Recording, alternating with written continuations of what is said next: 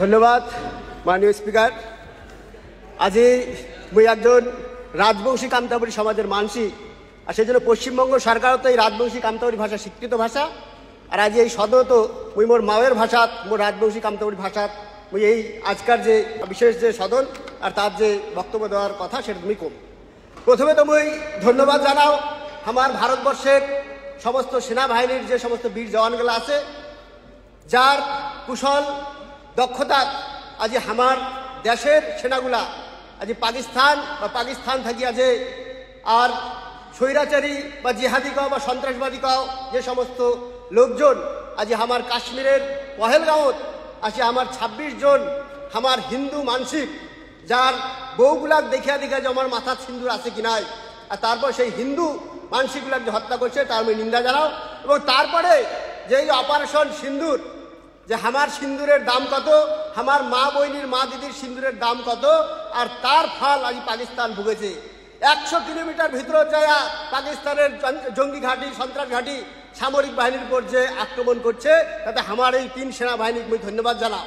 তার সাথে সাথে প্রতিরক্ষা মন্ত্রী, আমার দেশের প্রধানমন্ত্রী, আমার দেশের রাষ্ট্রপতি সবাইকে আমি ধন্যবাদ জানাও যে পাকিস্তানকে যোগ্য জবাব দেওয়ার জন্য। আমরা সবাই জানি যে পাকিস্তান কীরকম, দেশ স্বাধীন হওয়ার পরের থেকে বারবার পাকিস্তান ভারতের পিছনে লাগে। সে ১৯৪৭ সালের পরে গাও, ১৯৬৫ সালে গাও, ১৯৭১ সালে গাও, আর ১৯৯৯ সালে গাও। পরপর একটার পর একটা যুদ্ধ করে, চারবার যুদ্ধ করছে, কিন্তু আজ পর্যন্ত একটা যুদ্ধ আর পাকিস্তান জয়লাভ করে আর পারে নাই। সব থেকে বড় ঘটনা বাংলাদেশে ১৯৭১ সালের যে ঘটনা, আর একে নিয়াজি লেফটেন্যান্ট জেনারেল পাকিস্তানের তাই স্যারেন্ডার করছে ৯৩,০০০ সেনাবাহিনী সহ।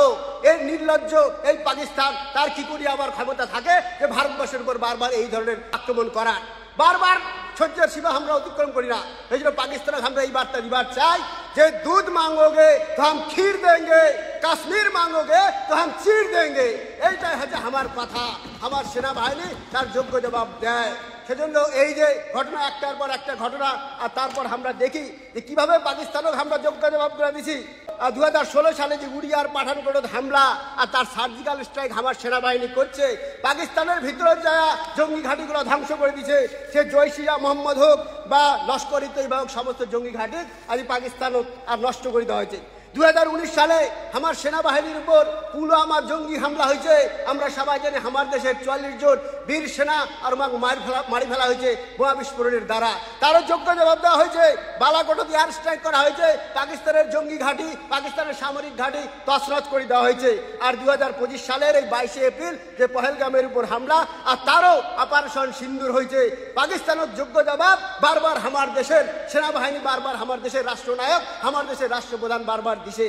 আমরা সবাই জানি, কিন্তু ওটা তো পাকিস্তান আছে, পাকিস্তান সারা জীবন এরকম করবে। কারণ পাকিস্তানের ম্যাপটা যদি আমরা দেখি, পাকিস্তানের ম্যাপটা হচ্ছে দেখবেন যে একটা বসে থাকা কুকুরের মতো। কুকুরের নাটো কোনোদিন সোজা হয় না, তো এই পাকিস্তানও কোনোদিন সোজা হবার নয়। কিন্তু মোদি হয় তো মুমকিন ভাই, মোদি যতদিন আসে এই পাকিস্তানের নাটক আমরা সোজা করিয়া ছাইব। কিন্তু আমার দুর্ভাগ্য যে ওটা তো পাকিস্তান, কিন্তু আমার রাজ্য তো কিছু মিনি পাকিস্তান আছে, কিছু মিনি পাকিস্তানি আছে। আর যেগুলো পাকিস্তান আর ভারতের সাথে ক্রিকেট ম্যাচ হলে পাকিস্তান জিতলে ওমরা এঠে বোমা ফাটায়, আর ভারত হারলে আর ওমরা এঠে আর খুব মজা মস্তি করে। তো সেগুলোকেও দেখবার হবে। আর তার জন্য তোমরা চিন্তা করেন না। আর ২০২৫ সালে অপারেশন সিন্দুর হয়েছে, আর এগুলো যদি তোমরা ঠিক না করেন, মাননীয় মুখ্যমন্ত্রী আছে, এটা অনেক মন্ত্রী আছে, এই যদি ঠিক না হয় এটা অপারেশন বাংলা হবে ২০২৬। চিন্তা করেন না, খুব তাড়াতাড়ি এগুলো হবে। সেজন্য মই একটা কথা কয় যে সন্ত্রাসবাদীর কোনো ধর্ম নাই, কিন্তু সারা পৃথিবীর তোমার দেখে দেখো সন্ত্রাসবাদীর একটাই ধর্ম, আর সেই জিহাদির ধর্ম কি সারা পৃথিবী আর জানে। শুধুমাত্র পাকিস্তান নয়, সমস্ত জায়গাতে এই সন্ত্রাসবাদীগুলা কোন ধর্মের লোক সেটা আমরা সবাই জানি। সেই জন্য মুই আর বেশি কথা কবার চাও না, যে একটা মুই আর্মি ডায়লগ দিয়ে আমার কথা শেষ করে চাও যে চাঁদ सितारे सूरज तो आसमान पे जरूर रहेगा, लेकिन पाकिस्तान की मैप अभी ज्यादा दिन ये धरती पे नहीं रहेगा, ज्यादा दिन ये धरती पे नहीं रहेगा। आज बालूचिस्तान বালুচিস্তানত আজি আর হুঙ্কার উঠেছে মোদিজি জিন্দাবাদ, মোদি জিন্দাবাদ। আজ পাকিস্তানের অর্ধেক পপুলেশন, অর্ধেক এলাকা আছে বালুচিস্তানের। আর সেই বালুচিস্তান বাংলাদেশের জন্য আমরা আলাদা করে দিছি, সেরকম বালুচিস্তানও আলাদা হবে। এবং আগামী দিনে এই পাকিস্তান আর পাকিস্তান থাকবেন নাই। আমরা অখণ্ড ভারতের পূজারী, আমরা রাষ্ট্রের পূজারী, আমরা রাষ্ট্রপতির পূজারী। আগামী দিনে এই অখণ্ড ভারত, এই বাংলা থেকে আমরা এই সদন থেকে আছি, আগামী দিনে আমি এটা করবো অখণ্ড ভারতের জন্য একটা প্রস্তাব এই বিধানসভা আনা হোক। আমরাও সেই বিধানসভার প্রস্তাব আর সহমত করব। সবাইকে অনেক অনেক ধন্যবাদ।